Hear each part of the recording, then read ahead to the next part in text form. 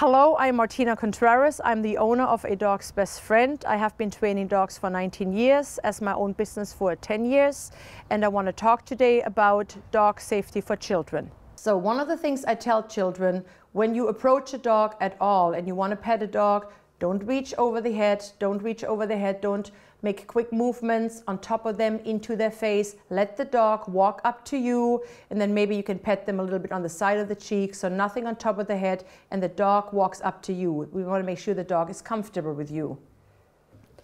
So what to do if a dog ever chases you down, right? You do not want to run, especially not run like kids do and then loudly screaming.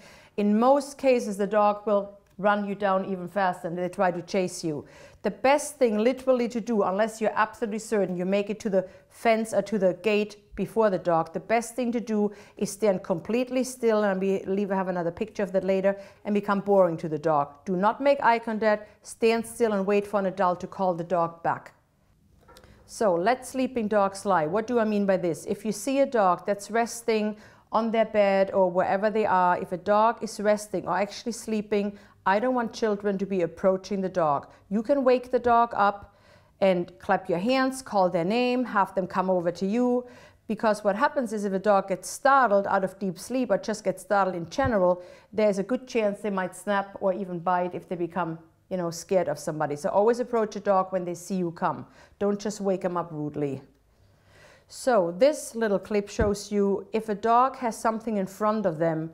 I don't want children to be going up to a dog and taking anything away from them. I always want the adults to go over and take something away. I want the children never to be seen as something negative. There comes a little human and he's going to take things from me. What I do in my classes, once children can prove to me that the dog is responsible, the kid can walk up and say, drop it, leave it, the dog leaves it, the child can pick it up safely, then they are allowed to pick something up, but only then. Otherwise, I want mom or dad or an adult where the dog has much more respect for, they go over, even if it's a kid's toy. There's way too many accidents where the dog thinks this is mine, you touch it, and then they will punish the child for that, which is obviously not what we want. When a dog barks at you, runs up at you, circles around you, if children make noise, show fear, run away, or adults for that matter too, the dog will usually become even more aroused. Stand completely still, have your hands by your side, look to the ground, do not stare at the dog. Most dogs, once they see that things are very boring, nobody wants anything from them, nobody's intimidated, they will leave you alone. So don't run, play a tree. So this little video I put in there, this little clip I put in there, aren't I cute? Many children unfortunately think cute looking dogs, ever darling, especially little cute fluffy dogs, are safe. Every dog can and will bite given the right circumstances.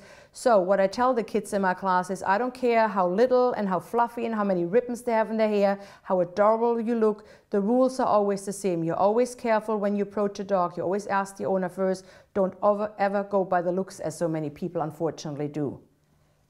This goes back to when a dog comes running up to you, jump. What should you do? Try to stand still. This is really important. Don't turn around and run. Try to be as boring as you can. Stick hands on the side, stare to the ground. Don't let the dog intimidate you and run. Now this is a video just so that you know, I did this at a dog show. This is the owner let her daughter, I would never allow children to do this. Children should never be lower than the dog. A dog should never be allowed to wrestle with a child. That's obviously not a good idea. You teach the dog in a playful way to overpower a human. I want children to always physically higher located than the dog. And even though this is a puppy and this is a young girl and they had a marvelous time, I would never in a million years support something like that. So protect yourself.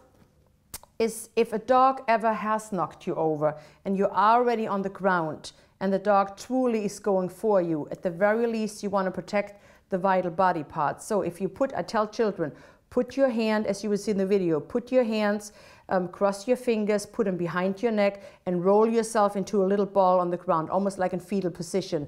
That way your face is covered, your neck is covered, your abdominal area is covered, you roll yourself into a ball, and if the dog still bites, at least they get areas that are less sensitive, maybe only the skull or your butt or the back of your legs. So you want to cover your face, your neck, and the front of the body. That's really important if it would ever come to that.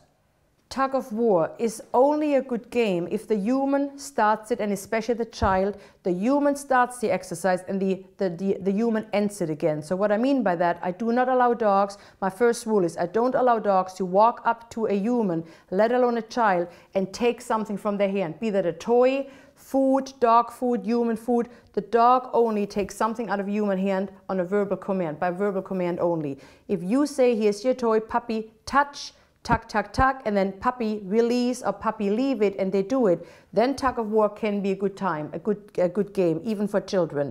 And again, children are only allowed in my class if they can prove in front of me they have the power to say release or let go, leave it, and the dog will actually do it. That is actually great exercise if kids can pull that off. Otherwise, we're not reaching into a dog's mouth and take something away. Here are a couple of ideas and suggestions how children can play safely with dogs. Here's a couple of, here's my border collie on the left. You can teach them to put some food treats on their paws, teach them the leave it game. They're only allowed to grab it when you allow them verbally. The child on the right, weaving the dog through the legs. You can teach them that with weave poles in your yard, or just weave them through the legs like she does. Those are some ideas. On this little clip, I put a couple of treats under one of those flower pots, and then the kids move the flower pots around and the dogs have to use their nose, and again you teach them the find it game. That's also pretty popular with children and dogs. On the right you see there is Patrick. When he brings back the toy, I taught my dogs to drop it automatically. I want children to only play fetch games if the dog has learned bring it back and actually spit it out, or you say drop it and leave it. I don't want the children to reach into the dog's mouth. And as you see, that can be done quite easily. This is a little recall game on the left where the dog is being called from one child to the other, gets rewarded. You can reinforce the come, the recall command, and the kids have fun at the same time, as long as they have learned to use the word come in a timely manner.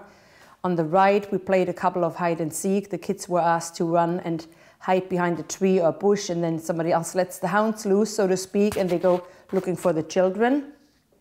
The child on the left, as you can see here, you can teach the dog to jump through hoops. This is a little hula hoop that you can buy at any Toys R Us store. Very inexpensive. You can do a little bit of agility training already, teach them to jump through a tire, through a hoop. On the right, again, you see Patrick running through the tunnel. Again, this is something you can buy at most kids stores. Sometimes at Target and IKEA has little plastic tunnels like that. Very inexpensive, and it's really fun for the kids and the dogs.